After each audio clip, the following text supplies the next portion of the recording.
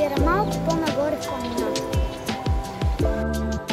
Село Мартиново е създадено 1666 година и се е казвало Ифлак.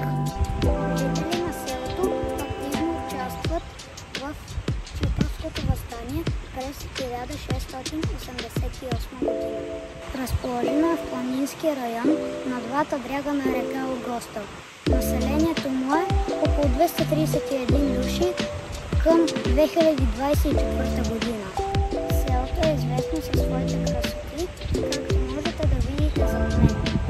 Традиционен поминък е килимарството, като чипърските килими са се такали в Мартиново.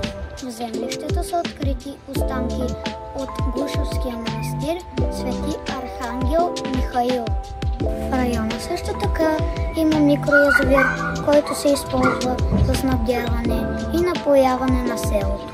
Едната надморска височина на село Мартиново е около 593 метра. Климатът е умерено континентален с характерни за планинския район температурни колебания.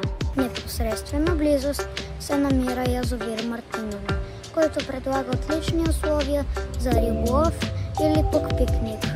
Приятели, това беше видеото за фактите и историята на село Мартиново.